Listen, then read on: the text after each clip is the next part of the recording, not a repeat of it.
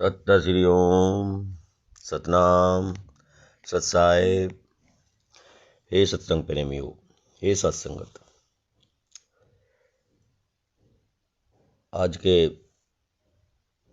कार्यक्रम में, आज के सत्संग में, आज के विचार में कबीर बीजक को ही आगे बढ़ाते हुए बसंत 7 और बसंत 8 का वर्णन करेंगे। हमारा उद्देश्य यह है कि कबीर साहिब की जो मूल वाणी है, बीजक, जो सत्य सार्थक वाणी है, उसको आपके सामने प्रस्तुत करें। और जो साध संगत कबीर साहिब की मूल वाणी को जानना चाहता है, समझना चाहता है, वो इससे लाभ उठाए। संपूर्ण कबीर बीजक आपके सामने पहुंचाने का हमारा ध्येय है। कबीर साहिब के नाम पर विभिन्न प्रकार के विचार लोगों द्वारा बताए और गाए जाते हैं। उनके जाने के बाद सब ये लीला रची गई। सच्चाई यह है कि कबीर बीजक ही कबीर साहिब का मूल विचार है, जिसमें अंधविश्वास, पाखंड, व्यक्ति पूजा आदि के लिए कहीं जगह नहीं है। सत्य सार्थक, पारखवाणी, निर्णयवाणी जो कबीर साहिब की है, वह सिर्फ बीजक में है। तो चलते हैं बसंत 7। बसंत 7। घरही में बाबुल बाढ़ली रारी, उठी उठी लागली चपल नारी। एक बड़ी जाके 5 हाथ, पांचों के 25 साथ। 25 बतावें और बतावें कई एक ठोर। अंतर मध्य अंत लेई, झकझोरी झोरा जी वहीं देई। आपन आपन चाहे भोग, कहूँ कैसे कुशल परिय योग। विवेक विचार न करे कोय, सब खलक तमाशा देखे लोय। मुख फारी हंसे राव रंक, ताते धरे न पावय कंक। नियरे न खोजे बतावय दूरी, चहुँ दिस बागल रहली पूरी। लक्ष्य अहेरी एक जीव, ताते पुकारे पीव पीव। अब की बार जो होय चुकाव, कहे कबीर ताकि पूरी दाव। कबीरदास जी कहते हैं, घरई में बाबुल बाढ़ली रारी, कि हे बाबू, घर में ही उत्पात मचा हुआ है। उठी उठी लागली चपल नारी, चंचल नारियां उठ उठकर झगड़ा कर रही हैं। ये सीधा साधा अर्थ है। इसका मतलब हुआ, नारी किसको कहा गया है? वासना को यहां पर नारी कहा गया है। तो ये वासना रूपी नारी उत्पात मचा रही है। मन ही द्वंद्वग्रस्त हो रहा है। इनमें सबसे बड़ी नारी कौन सी है? इनमें सबसे बड़ी नारी वासना रूपी है। वासना ग्रसित नारी सबसे बड़ी है। अब इस नारी के एक बड़ी जाके 5 हाथ, वासना रूपी नारी के 5 हाथ हैं, और इन 5 हाथों के साथ 25 और साथ हैं।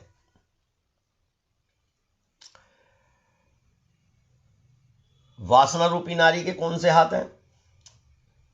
कान, नाक, जीभ, आंखें, त्वचा, ज्ञान इंद्रिय। ये ज्ञान इंद्रिय वासना रूपी नारी के साथ है। और इनके साथ 25 नारियां कौन है? वे है 25 नारी प्रकृति। काम, क्रोध, लोभ, मोह, अहंकार, कर्मेंद्री, रस, रूप, गंध, शब्द, स्पर्श, ये 25 नारी उनके साथ है। और इनका काम क्या है? जीव को भटकाना, भिन्न भिन्न स्थानों पर भटकाना। ये वासना रूपी चंचल स्त्रियां मनुष्य के अंदर घुसकर उसका सब कुछ हरण कर लेती है और उसका पतन कर देती है। कहने का अर्थ यह है कि समस्त इंद्रियां अपना अपना भोग चाहती हैं। इस कारण लोगों का कल्याण संभव नहीं हो पाता। कबीरदास जी कहते हैं कि कोई विवेक पूर्वक विचार ही नहीं कर पाता। विवेक विचार न करे कोई, सब खलक तमाशा देखें लोए। अपितु सांसारिक विषयों में ही उलझे रहते हैं। सभी मनुष्य विषय वासना को बढ़ाने में संलग्न हैं। इन्हीं मायावी क्रियाओं में प्रसन्नता जाहिर करते रहते हैं। इसी कारण शांति से कोसों दूर रहते हैं। मुख फारी हंसे राव रंक, ताते धरे न पावै एको अंक। शांति, तृप्ति, परमात्मा, मोक्ष इत्यादि को अपनी अंतरात्मा में खोजने करके राव रंक, अमीर और गरीब,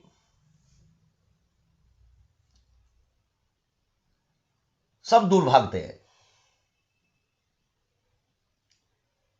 आत्मा के अतिरिक्त चारों ओर बंधनों का जाल फैला हुआ है। वह एक जीव के ऊपर लाखों शिकारी घात लगाए बैठे रहते हैं।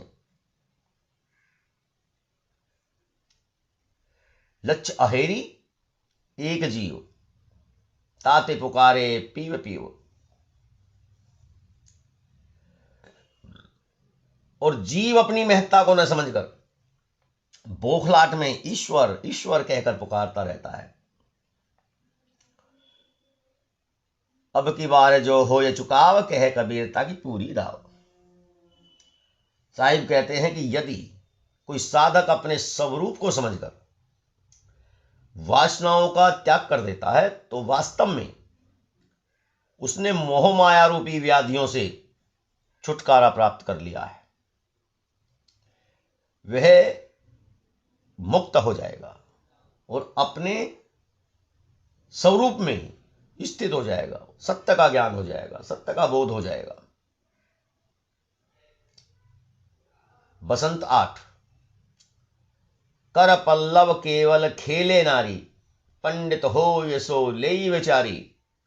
कपड़ा न पहरे रहे उधारी, निर्जीव से धनी अतीरे प्यारी। उलट पलट बाजू तार, काहू मारे काहू उबार। कह कबीर दासन के दास, काहू सुख दे काहू निराश।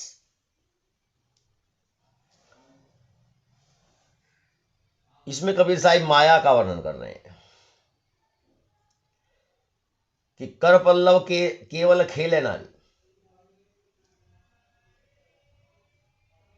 एक नारी है जिसकी उंगलियों पर संसार नाच रहा है। जो ज्ञानी विद्वान होगा वही विचार कर सकता है मेरी बातों का। अब ये नारी कौन है? यहां पर नारी शब्द का प्रयोग कबीर साहिब ने माया के लिए किया है। कबीर साहिब की वाणी उपमात्मक है। उपमा दे करके समझाते हैं।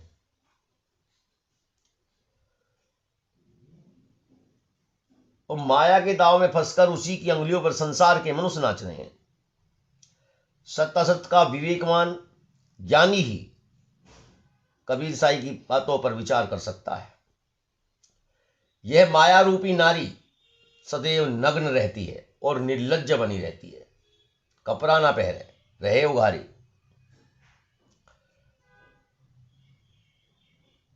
क्योंकि वह कभी कपड़ा ही धारण नहीं करती। वह स्वयं ही जीव का आवरण है और उसका कोई दूसरा आवरण नहीं है। माया तो अपनी हथेलियों को उलट पुलट करके बजाती रहती है, जिसके लय में सभी मस्त बने रहते हैं। माया किसी को मारती है तो किसी को उबारती है, बचाती है, सबको अपनी अंगुलियों पर नचाती है। कबीर साहिब कहते हैं कि कहे कबीर दासन के दास, काहू सुख दे काहू निराश। कि यह माया किसी को अधिक प्रसन्नता देती है तो किसी को निराश करती रहती है। सभी जीव इसके भ्रम में सुख दुख और आशा निराशा रूपी झूले में निरंतर झूले रहते हैं। तो प्रसन्नता कैसे करती है?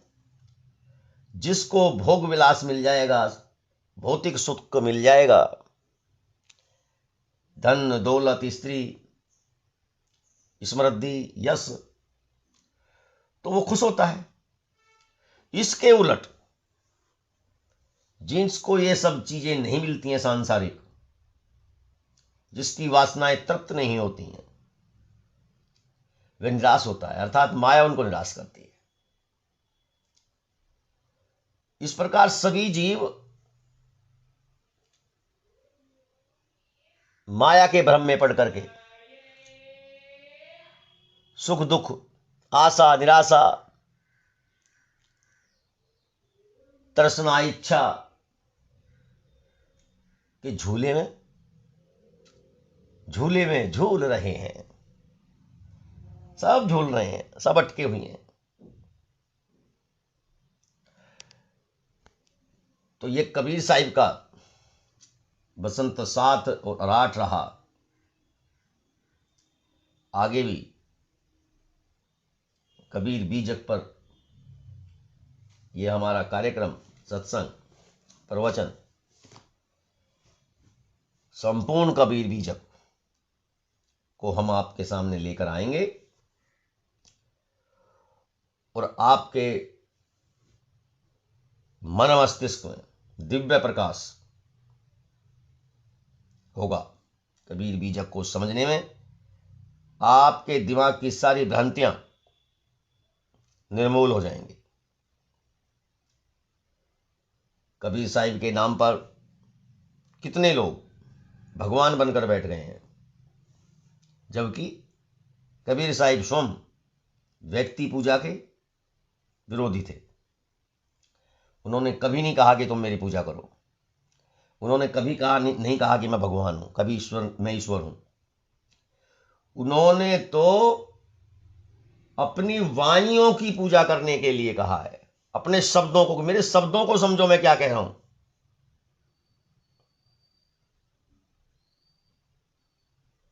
तो कबीर साहिब के इस अंधविश्वास और पाखंड के खिलाफ जो रचना है, उसको आत्मसात करते रहिए और अपने ज्ञान के भंडार को भरते रहिए। आज का प्रसंग यहीं समापन होता है और कल तक के लिए सत्य श्री ओम सतनाम सत्साय।